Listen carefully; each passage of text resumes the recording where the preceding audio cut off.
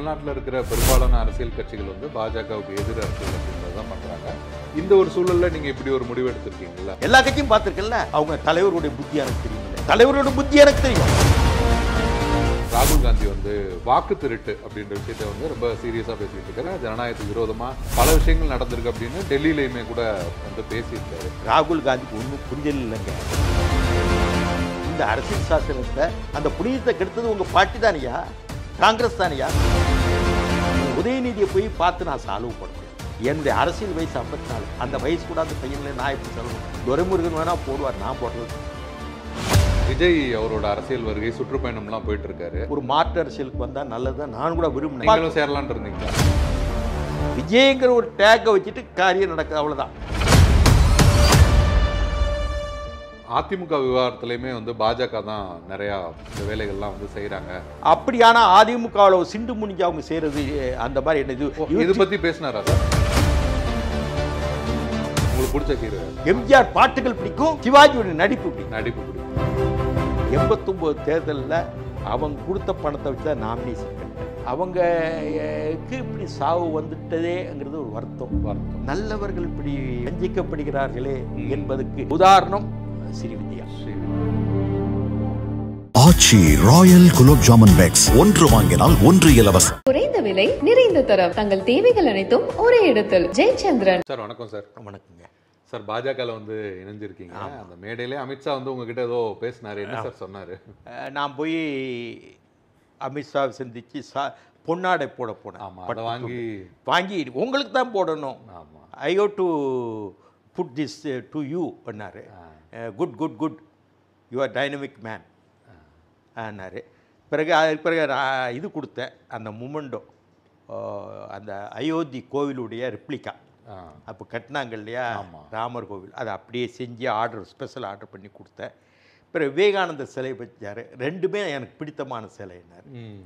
Okay sir. Sir, அதாவது பல கட்சிகள் வந்து பயணம் பண்ணியிருக்கீங்க. ஏதோ மக்கள் நலன் சார்ந்த ஏதோ ஒரு விஷயத்தை முன்னிறுத்தி தான் உங்களோட அரசியல் பயணம் அப்படின்றது இருந்திருக்கு. ஒவ்வொரு காலகட்டத்திலையும் அந்த முடிவு அப்படிங்கிறது ஏதோ ஒரு மக்கள் நலன் சார்ந்த விஷயங்கள், அந்த மாதிரியான விஷயங்கள் தான் பெரும்பாலும் இருந்திருக்கு. பாஜக இப்போ நீங்கள் இணைஞ்சிருக்கீங்களா சார்? இதுக்கு என்ன காரணம் அப்படின்றது ஒன்று சொல்கிறேன். மதுரை மாவட்டத்தில் டங்ஸ்டன் எடுத்தாங்க தெரியுமா, அரிட்டா பெட்டியில். ஆமாம். எவ்வளவு போராடினாங்க, போராட்டம் எவ்வளோ நடந்தது? தெனிக்கு 10 கிராமங்கள் தான். என்னுடைய ஊர் பழைய திருநெல்வேலி மாவட்டம், இன்றைக்கு தென்காசி மாவட்டம். குறிஞ்சாக்குளம்ங்கிற கிராமம் தெரியும் சார். அந்த கிராமத்தில் கிராஃபைட் எடுக்கணும்னு ஒரு முயற்சி எடுத்து அதானி கொடுத்துட்டாங்க.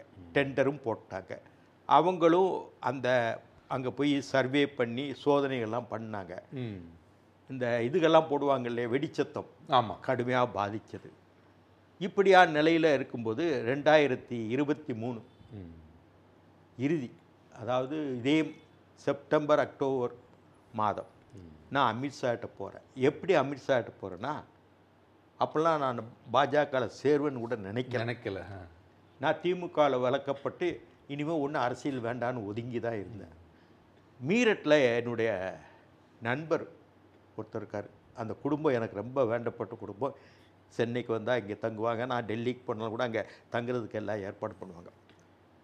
அவங்க குடும்பம் நீதிபதிகள், உயர் நீதிமன்றம் நீதிபதிகள் உள்ள குடும்பம். அவங்ககிட்ட இது சொன்னேன். உடனே அமித்ஷாட்ட கூப்பிட்டு போனாங்க மீரட்டில். உடனே அமித்ஷாட்ட கூப்பிட்டு போகும்போது, இப்போ நாங்கள் தேர்தல் வேலையில் இருக்கமே, இதெல்லாம் கவனிக்க முடியாதே, தேர்தல் முடிஞ்சு வாங்கன்னாங்க. எப்போ? 2023 இந்த இதே கட்டத்தில் அக்டோபர் மாதம். பிறகு 2024 நாடாளுமன்ற தேர்தல் முடிந்தது. ஜூன் ஜூலை மாதம் போகிறேன். அமைச்சரவையெல்லாம் பொறுப்பேற்றுட்டாங்க. உடனே 2 நாள் தங்க சொன்னாங்க. உடனே அந்த உத்தரவை திரும்ப பெற்றாங்க. இது சாதாரண விஷயமா? கிராஃபைட்லையாவது 10-15 கிராமம் தான், இங்கே 25 கிராமங்கள். உடனே என்னை செஞ்சு கொடுத்தாரு. அப்புறம் என்னை பற்றி அவர் எல்லாம் தெரிஞ்சிருந்தார். ஏன் ஒய் நாட் டு ஜாயின் பிஜேபினர்? எனக்கு அரசியலே வேண்டாம், எல்லா இடத்துலையும் உழைச்சிட்டேன். எனக்கான ஒரு இது நான் உழைப்பை தான் கொடுத்துருக்கேன். நான் பெற்றது ஒன்றும் இல்லையா அரசியல் வாழ்க்கையில். ஒரு 54 வருஷம் அரசியல் இருந்துட்டேன். இந்த தமிழ்நாட்டு லீடர்ஸ் யாரையும் மேலேயும் எனக்கு பெரிய இம்ப்ரெஷன் கிடையாது. ஸோ மற்றவங்கன்னா ஆடலாம், இவருக்கு உண்டா அவருக்கு இடை உண்டான்னு. இப்படியான நிலை எனக்கு அரசியல் பிடிக்கலைங்க ஓகே அமித்ஷா அப்படின்னு சொன்னீங்க. சொன்னேன். பார்த்துக்கலாம், நீங்கள் வாங்க ஜாயின் பண்ணுங்கன்னு ரொம்ப நாளாக சொல்லிட்டு இருந்தார். Okay okay. இப்படி சொல்லிட்டு இருக்கும்போதே நான் அரசியலில் அண்ணாமலை கூட்டத்தில் பங்கேற்கிறேன். அப்போ தலைவராக இருக்கார். நீங்கள் பார்த்துட்டு 2-3 கூட்டங்களோட பங்கேற்றிருப்பேன். பார்த்தேன். நான் திமுகவில் நீக்கப்பட்டு 3 வருஷம் ஆகுது. இடப்பட்ட காலம் அப்போ நான் பிஜேபியில் சேர்ந்துருவேன்னு எல்லாருமே சொன்னாங்க. ஆமாம். பிறகு என்னென்னா அமித்ஷா அவர் என்ன பண்ணுறாருன்னு சொன்னால் நயினார் நாகேந்திரன் முயற்சி எடுத்தார். அவர் எங்கள் மாவட்டத்துக்காரர். அவர் தன்னிச்சையாக முயற்சி எடுத்து எப்படியா நீங்கள் சேரணும் அப்படின்னு சொல்லணுன்னா அமித்ஷா நானே சேர்த்துக்கிறேன், நானே வர்றேன். திருநெல்வேலி கூட்டத்தில் அவங்க ஊரில் எங்கள் ஊர் தானே திருநெல்வேலி, அங்கேயே நான் இதை விட என்ன பெருமை சேர்க்க முடியும்? ஆமாம். ஆனால் பொதுவாக அந்த பாஜகவில் சேர்றவங்களுக்கு அந்த மாநில தலைவர்கள் அவங்க முன்னாடி சேருவாங்க. எனக்கு ஒரு சிறப்பு அமித்ஷா செஞ்சு கொடுத்தாரு. ஏற்கனவே அமித்ஷா எனக்கு எங்கள் ஊருக்கான அந்த சோதனை இல்லைன்னா நாங்கள் 25 கிராமம் ஈழத்தமிழர் மாதிரி வெளியே வரணும். நஷ்டஈடு கொடுப்பாங்க. நஷ்டஈடு வாங்கிட்டு எங்களுக்கு ஏதாவது எங்கேயாவது வெளியே போய் பிழைக்க போகணும், வீடு கட்டிட்டு. இந்த காலத்தில் அவ்வளோ எளிதான காரியம் இல்லை. ஏன்னா ஒரு கிராமத்திலேயே ஆண்டாண்டு காலமாக வாழ்ந்து பிறந்து தன்னுடைய முன்னோர்களை அங்கே அவங்க இறந்தபோது கிரியை பண்ணி அங்கே இருக்க இடுகாட்டில் வச்சு அதெல்லாம் நினைவுகள் இருக்கு இல்லையா? ஆமாம். இல்லையா? அது சாதாரண ஒரு பிறந்த ஊர்லேருந்து யாராக பிறந்த மண்ணை விட்டு போக முடியுமா? அகதிகளாம். ஆனால் இவ்வளவு அரிட்டாப்பட்டியில் போராடினாங்க. எந்த போராட்டமும் எங்கள் ஊருக்காரங்க கண்ணீர் இல்லாமல் அதை யார் பண்ணி கொடுத்தது? அமித்ஷா தானே. அமித்ஷாவுக்கும் திருநெல்வேலி மாவட்டம் குறிஞ்சாக்குளத்துக்கு என்ன சம்மந்தம் இருக்குது? இங்கே பாரதிய ஜனதா கட்சி எம்எல்ஏக்களை 4 பேர் தான் இருக்காங்க. ஆமாம். இந்த மக்களே வாக்களிக்கலை, நாடாளுமன்ற இதுலேயும் வாக்களிக்கலை. அப்படி இருந்து தமிழ்நாட்டு மேலே ஒரு சின்ன கிராமத்துக்கு மேலே இவ்வளோ அக்கறை எடுத்து அமித்ஷா செஞ்சார்னா ஐயா சாதாரண விஷயம் இல்லை. மற்றவங்களுக்கு அமித்ஷா கோபமாக தெரியலாம். அமித்ஷா ரொம்ப பலாப்பழம் மாதிரி. பலாப்பழத்தை பார்த்தா குத்தும், உள்ளே இருக்க சுளைகள் எடுத்து சாப்பிட்டா இனிமையாக இருக்கு. அப்படி தான் அமித்ஷா. ஓகே. மோடிக்கு ஒரு ரைட்டு லெஃப்ட்டு கவலை இல்லாமல் அவர் உலகம் முழு சுற்றுறாரு. ஆனால் இந்தியாவில் நடக்க அவ்வளோ இவர் கவனிச்சுக்கிறார். இப்படி யாருக்கும் கிடைக்கலையா? சர்தார் பட்டேல் எப்படி இருந்தார், எறும்பு மனிதர் மாதிரி, அது மாதிரி இன்னைக்கு இவர் இருக்கிறார். ஒரு விஷயம் மட்டும் என்னன்னா, தமிழ்நாட்டில் இருக்கிற பெரும்பாலான அரசியல் கட்சிகள் வந்து பாஜகவுக்கு எதிர் அரசியல் அப்படின்றது தான் பண்ணுறாங்க. நீங்கள் சொன்ன மாதிரி ஒரு மக்கள் மனநிலை உள்ள ஒரு மாதிரி தமிழ்நாடு ஸ்டேட்டே வந்து ஒரு பாஜக அரசியலுக்கு ஒரு எதிரான நிலையில தான் பெரும்பாலும் இருக்குது. இந்த ஒரு சூழலில் நீங்கள் இப்படி ஒரு முடிவு எடுத்திருக்கீங்கல்ல, அது எப்படி சார்? நான் எல்லா கட்சியும் பார்த்துருக்கேன்ல. அவங்க தலைவருடைய புத்தி எனக்கு தெரியும் இல்லையா? அப்படி சொல்ல அவங்க தலைவரோட புத்தி எனக்கு தெரியும். எல்லா கட்சியும் பார்த்துருக்கேன்ல சார். நான் கேட்குறேங்க, நான் ஒரு கேள்வி கேட்குறேன்.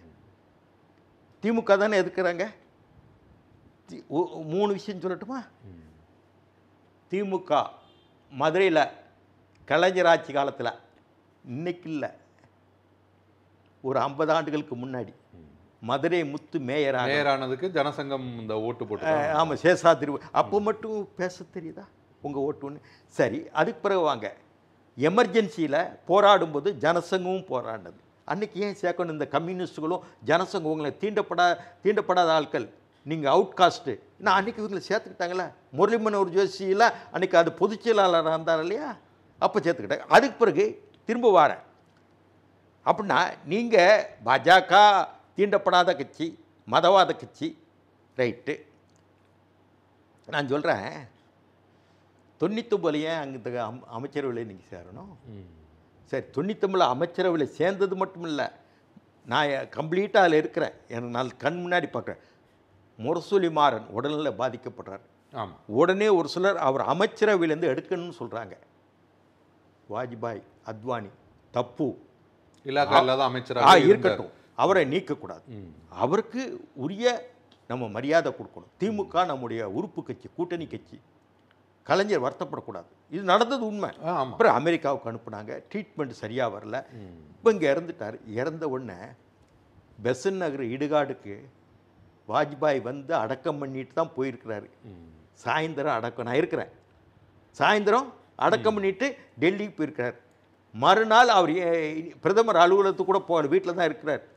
உடனே இவங்க என்ன பண்ணாங்க, திமுக வாபஸ் வாங்கினாங்க. நாங்கள் எதுவும் பாஜகவில் இல்லைன்னு. முதல் நாள் தான் பிரதமர் வந்திருக்கிறாரு. இடுகாட்டில் வந்து தகனம் பண்ணியிருக்காங்க. ஒரு வீட்டில் ஒரு துக்க செய்தி நடந்தாச்சுன்னா ஒரு 10 நாள் 12 நாள் ஒன்றும் பேச மாட்டோம். உடனே மறுநாளே கூட்டணியிலேருந்து வந்தாங்களே இவ்வளோ பண்ணி, அப்புறம் இவங்களுக்கு என்ன யோகியதை இருக்குது?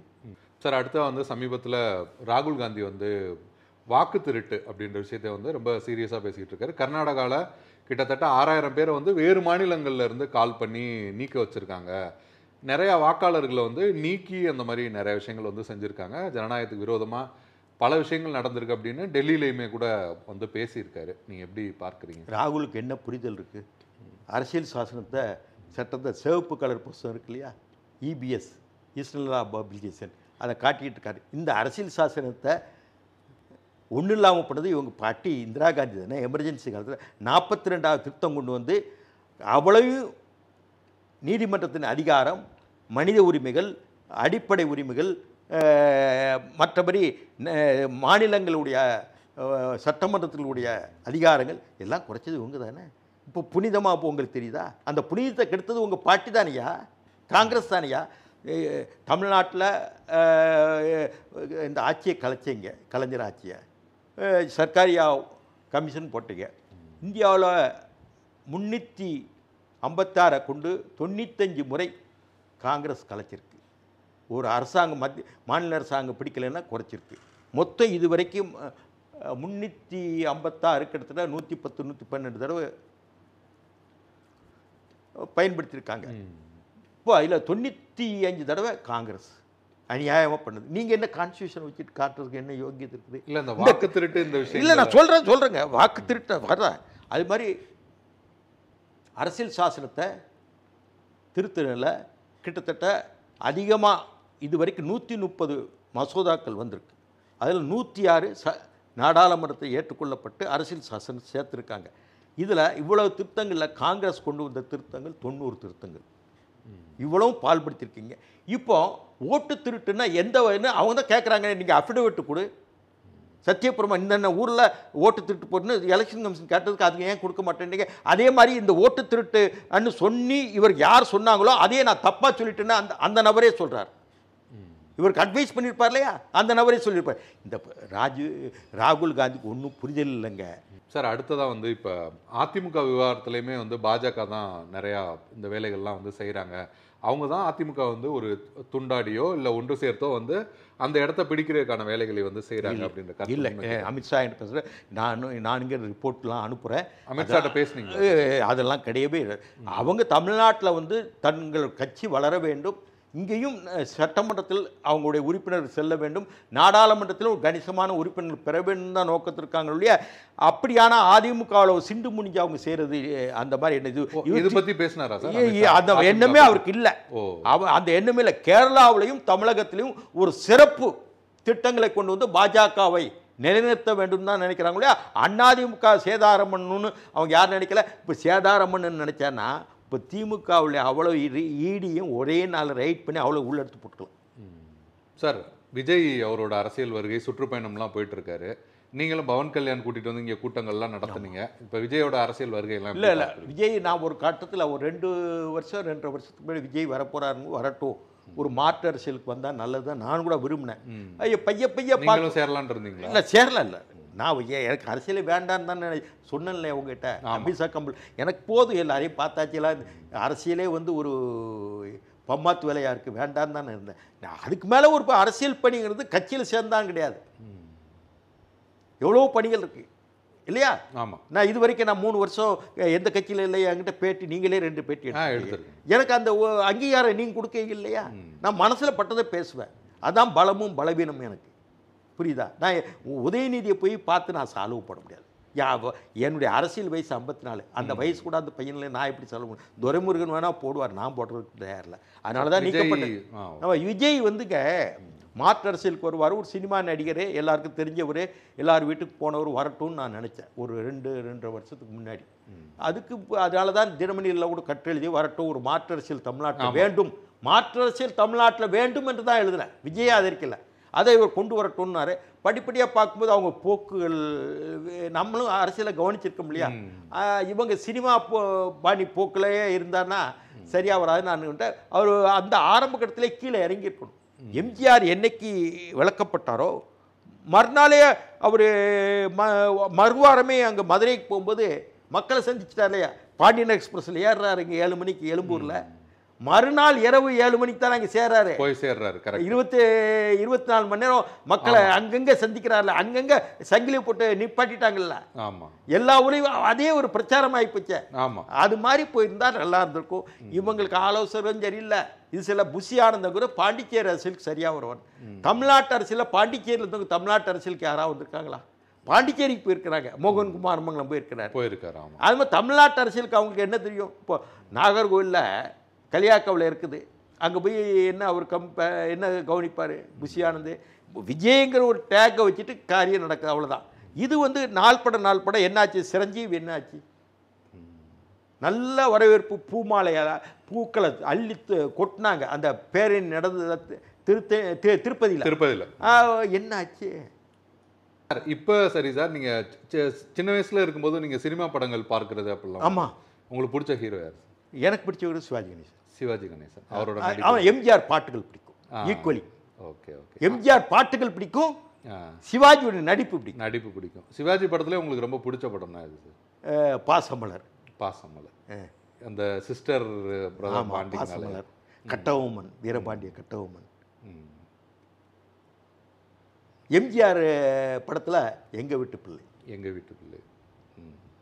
அதுக்கப்புறம் சார் யாரையா பிடிக்குமா?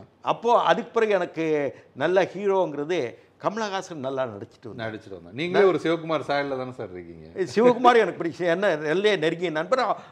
அவருக்கு நான் வழக்கறிஞர் கூட. 40 வருஷத்துக்கு முன்னாடி வழக்கறிஞர். இன்னைக்கு கூட அவர் என்னுடைய அட்வொகேட் நம்பர். அவருக்கு வழக்கறிஞர். சிவகுமார் எனக்கு நல்ல நெருங்கிய நண்பர். கமல் படத்தில் உங்களுக்கு பிடிச்ச? கமல் பிடிச்ச அது இதுதான், அவ்வளோ ஒரு தொடர்கதை, 3 முடிச்சு, ஸ்ரீவித்யா எனக்கு ரொம்ப வேண்டப்பட்டவங்க. இந்த வீடை இந்த வீட்டு மனையை எனக்கு அவங்க தான் வாங்கி கொடுத்தாங்க தேவிகிட்ட. அப்படியா சார்? ஆமாம். அவங்க இருந்த வீடா? இல்லை, இந்த வீடை நான் கிராமத்து பாணியில் கட்டினேன். இந்த வீட்டு மனம் தேவிகா, நடிகை தேவிகா. அவங்க அம்மாவா? தேவிகா நடிகை. Okay okay. சிவாஜி கணேசன் நடிப்பாங்க இல்லையா? Okay okay. ஆண்டவன் கிட்டலாம் நடிச்சாங்க. Okay okay. அந்த அவங்க தான் ஸ்ரீவித்யா எனக்கு ரொம்ப நெருக்கமாக இருப்பாங்க. ஓகே. 89 தேர்தலில் அவங்க கொடுத்த பணத்தை வச்சு தான் நாமினேஷன் கட்டினேன். அப்படியா? என் கூட அவ்வளோ நெருக்கமாக இருப்பாங்க. அவங்க வழக்கெல்லாம் நானும் பிச்சைன்னு ஒரு Brahmin advocate, Mylapore senior advocate, நாங்கள் தான் நடத்தி கொடுத்தோம். Okay okay okay. பல மாதிரி இயல்பு ரீதியாக பல நண்பர்கள். ஏன்னா உங்களுக்கு இந்த புற்றுநோய் இந்த மாதிரி நீங்கள் ரொம்ப உங்களுக்கு நான் போய் பார்த்து வந்தேன். திருவனந்தபுரம் போயிட்டு வந்தேன். பிறகு ஒரு கட்டத்தில் என்னை பார்க்க வர வேண்டான்ட்டாங்க. ஆமாம், யாரையுமே அவங்க இல்லை பார்க்க வர வேண்டான்ட்டாங்க. ஒரு குறிப்பிட்ட ஆளுக்கு தான் பார்த்தாங்க, பார்க்க வர வேண்டான்ட்டாங்க. அதே மாதிரி தனுஷ்கோடி ராமசாமின்னு இருந்தார், எழுத்தாளர். தெரியும் சார். அவரும் கடைசி நேரத்தில் யாரையும் பார்க்க விரும்பல. கமல் மட்டும் போய் பார்த்தாரு ஸ்ரீவித்யா. அது கடைசியில் அவங்களுக்குள்ள நெருக்கம் உறவுக்காக பார்த்துருப்பாங்க. ஓகே. நான் அது கொஞ்ச நாளைக்கு முன்னாடி நான் போய் பார்த்துருந்தேன். Okay okay. திருவனந்தபுரம் போய் பார்த்துருந்தேன். எனக்கு ரொம்ப நெருக்கமாக இருப்பாங்க அவங்க. Okay okay. அது மாதிரி ரொம்ப மென்மையான லேடி. அவங்களுக்கு இப்படி சாவு வந்துட்டதேங்கிறது ஒரு வருத்தம். நல்லவர்கள் இப்படி வஞ்சிக்கப்படுகிறார்களே என்பதுக்கு ஒரு உதாரணம் ஸ்ரீவித்யா. நல்லவர்களுக்கு பர்சனல் லைஃப்ல உங்களுக்கு நிறைய ஸ்ட்ரகிள்ஸ் இருந்தது. அவங்க நிறைய கஷ்டம், நிறைய தனிப்பட்ட வாழ்க்கை சொன்னாங்க. சின்ன வயசுல எங்க அம்மாவுக்கும் அப்பாவுக்கும் பிடிக்காது. நான் ரிக்ஷாவில் போய் பாட்டு டான்ஸ் கற்றுக்கிடுவேன், தனிமையிலே இருந்தேன்னாங்க. இதெல்லாம் சொன்னது. அம்மா பல இடங்களுக்கு கச்சேரிகளுக்கு போயிடுவாங்க சொன்னது. ஓகே. சமீபத்துல எல்லாம் ஏதாவது படம் பார்த்தீங்களா? சமீபத்தில் ஏதோ ஆங்கில படங்கள் பார்ப்போம். வேறு இப்போ சமீபத்தில் பார்த்தது பெருசாக ஒன்று. நான் இப்போ உங்களை பார்த்து தியேட்டருக்குலாம் போகிறது இல்லையா சார்? தியேட்டர்லாம் கூப்பிடுவாங்களா?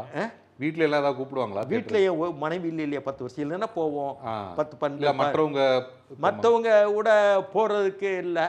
அது மாதிரி ஆகிப்போச்சு. ஒரு கட்டத்தில் சினிமா சலிச்சு போயிடும். Okay okay. சலிச்சு இப்போ உங்களுக்கு ரிலாக்ஸேஷன் டயத்தில் என்ன சார் பண்ணுவீங்க? ரிலாக்ஸேஷன் தான் பழைய பாட்டுகள் கேட்பேன். பழைய பாட்டுகள். அந்த உங்களுக்கு பிடிச்ச பாட்டு எது சார்? ரொம்ப பிடிச்ச பாட்டு? அமைதியான நதியினிலே ஓடும் அந்த பாட்டு. நல்லா பாடுவீங்களா சார்? அது நான் பாட மாட்டேன், எனக்கு கேட்குறேன். அது அந்த மாதிரி பாடல்கள், அந்த மாதிரி பாடல்கள் பல பாடல்கள்.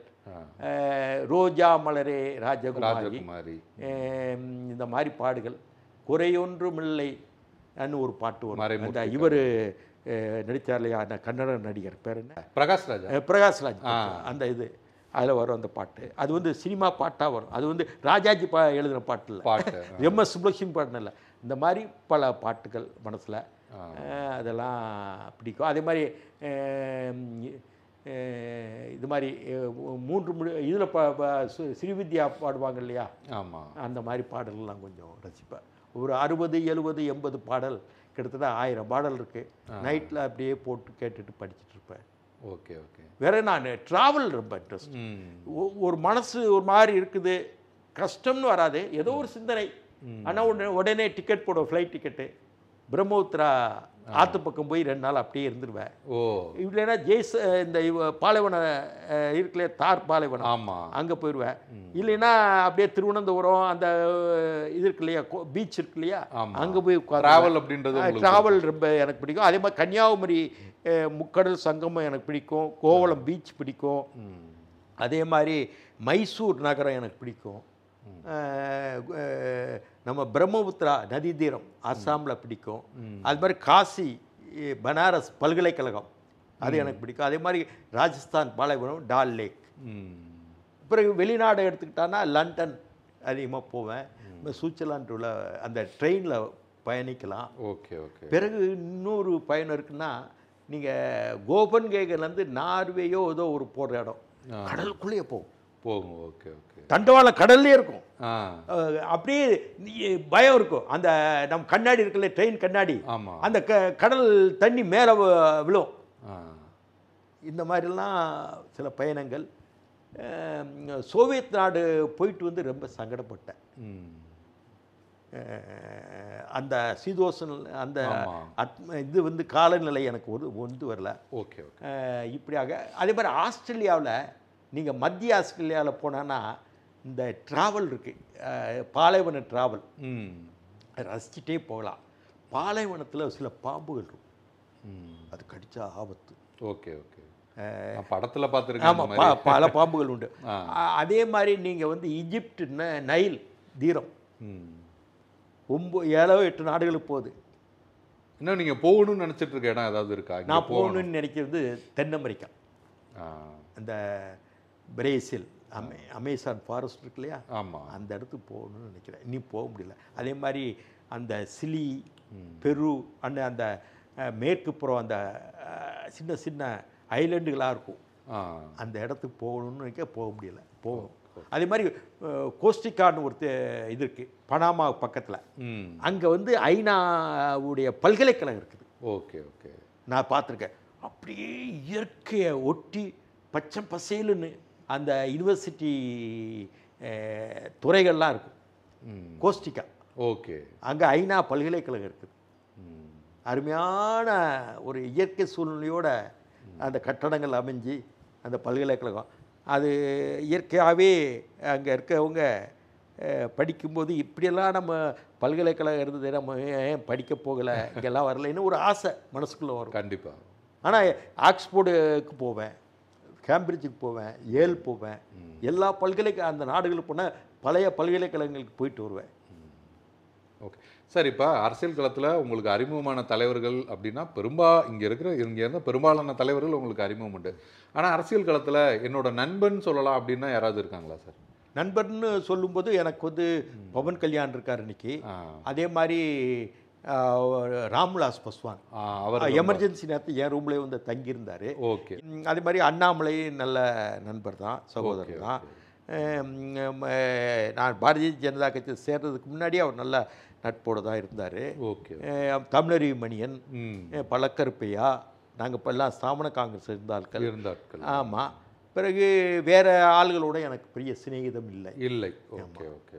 ஆமாம், வேறு ஆள்கள் சீமானோ தேமுதிகவோ பிற கட்சிகள் எனக்கு அதிகமான சிநேகிதம் இல்லை. Okay sir. சார் ரொம்ப நேரம் ஒதுக்கி பல கருத்துக்களை வந்து பகிர்ந்துக்கிட்டீங்க. ரொம்ப நன்றி சார். ஆச்சி ராயல் குலோப் ஜாமுன் பேக்ஸ், 1 வாங்கினால் 1 இலவசம். குறைந்த விலை, நிறைந்த தரம், தங்கள் தேவைகள் அனைத்தும் ஒரே இடத்தில். ஜெயச்சந்திரன்.